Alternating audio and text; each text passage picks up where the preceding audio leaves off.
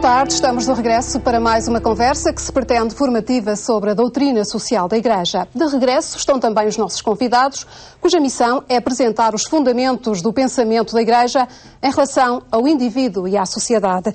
Ora, então, muito boa tarde aos nossos convidados, Dr. Bagão Félix, Dr. Bruto da Costa, muito obrigada por estarem novamente neste programa. Hoje vamos falar de um princípio básico da doutrina social da Igreja, que é o princípio do bem comum. Comece por si, Dr. Bagão Félix. O bem comum é a soma dos bens particulares dos indivíduos da sociedade ou é muito mais do que a soma das partes? É muito mais que a soma das partes. O bem comum, aliás, é uma noção muito difícil de definir, desde logo porque é muito intuitiva. Em primeiro lugar, é um bem, ou seja, só existe em função de sermos pessoas. Em segundo lugar, é comum. Todos podem ou devem participar. E nesse sentido, de facto, não se identifica com a soma aritmética, passa a expressão, dos interesses particulares ou individuais. Aliás, algumas vezes mesmo, não coincide com a noção do chamado interesse geral ou do interesse da maioria. Por exemplo, o respeito integral pela vida humana até pode ser, em algumas circunstâncias, legalmente passível de não ser completamente respeitado, pode ser votado num referendo, etc. Mas o bem comum continua a ser o respeito integral pela vida humana. Tem de ter em conta também as minorias. Tem que ter em conta a participação de todos. A propósito de bem comum, e como disse, é uma noção muito difícil de definir, porque é muito...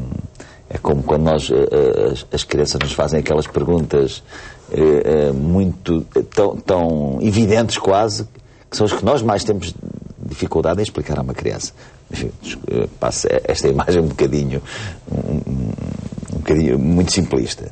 Mas a Gáudia Spes, na minha perspectiva, definiu da melhor maneira que eu conheço até hoje o princípio do bem comum. Diz o seguinte, eu vou ler porque o conjunto das condições da vida social, sublinho vida social, que permitem tanto aos grupos como a cada membro, a ideia da participação, fazer parte do todo, alcançar mais plena e facilmente a própria perfeição, a ideia da perfeição, através de bens materiais, culturais, morais e espirituais. Este é um ponto para mim muito importante. Ou seja, o bem comum não é apenas o ter mais, é a ideia do ter, do ser, do dar, do partilhar, ou seja, os bens materiais, culturais, morais e espirituais. Muito bem, Dr. Bagão Félix. Dr. Bruto da Costa, uma primeira abordagem aqui do tema do bem comum. Sim, eu queria começar por salientar um aspecto que o Dr. Bagão Félix referiu e que é o seguinte. Certamente o bem comum não é o somatório dos bens individuais. E porquê é que vale a pena sublinhar isto? Porque há quem pense que é assim. E há mesmo uma teoria económica, como sabem, que pensa que se cada um perseguir o seu próprio interesse, o resultado será o interesse... chamada mão invisível. Ora bem. Ora, isto, em termos de bem comum, não é verdade. O Dr. Bagão Félix citou o concílio. O Papa Bento XVI, na Caritas in Veritate, fala de bem comum como o bem de todos nós, mas no singular. Não são os bens de todos nós. É o bem de todos nós. E estava aqui a ver a Mater et Magistra de 1961, que até tenta uma exemplificação de quais são as exigências do bem comum.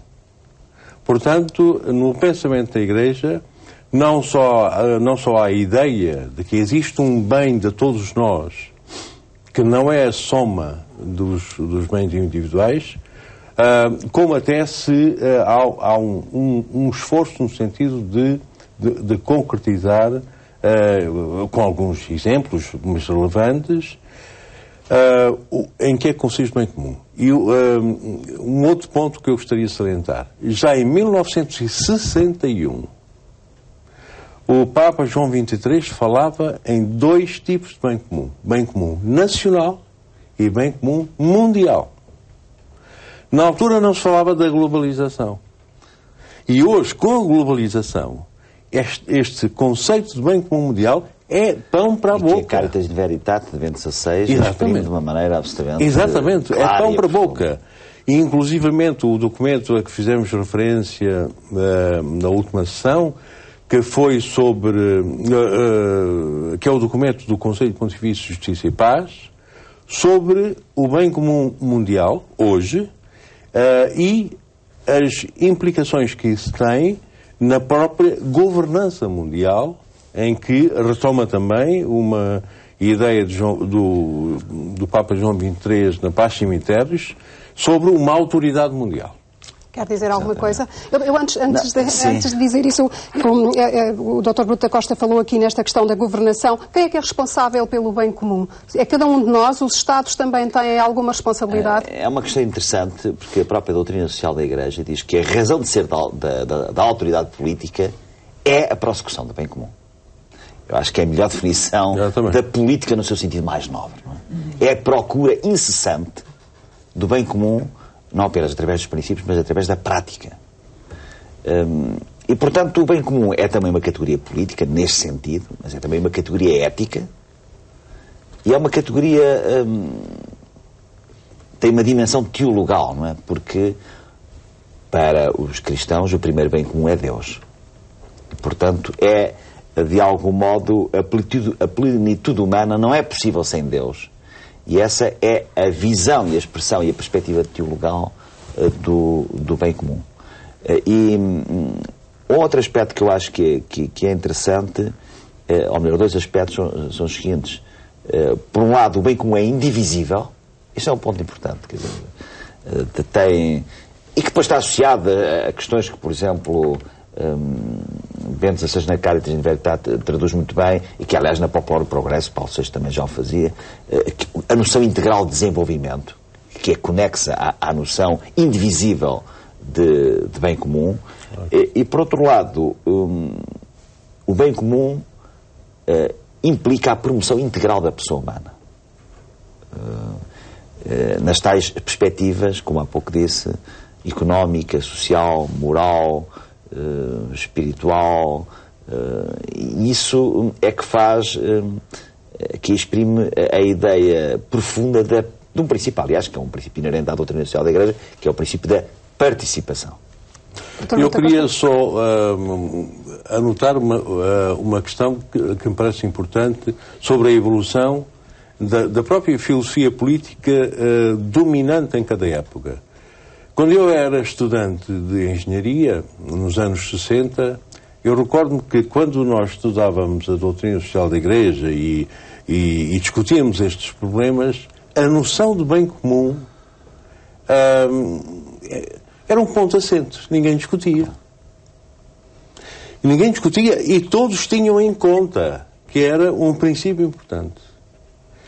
Até que nos anos 90, por exemplo, assisti a um debate televisivo na Inglaterra, onde um dos oradores dizia: eu não sei o que é isso de sociedade. Portanto, já estávamos por um conceito atomizado da própria sociedade, a ponto de pôr em causa a própria noção unificada, se é que se pode dizer, de sociedade. Evidentemente que não havendo uma noção coesa de sociedade, não pode haver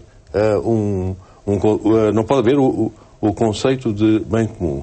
Isso para dizer que neste momento não é um pressuposto como era nos anos 60. Hoje nós temos que desenvolver e acentuar a importância deste conceito. Está esquecido deste conceito nos dias de hoje? Está pelo menos às vezes corrompido.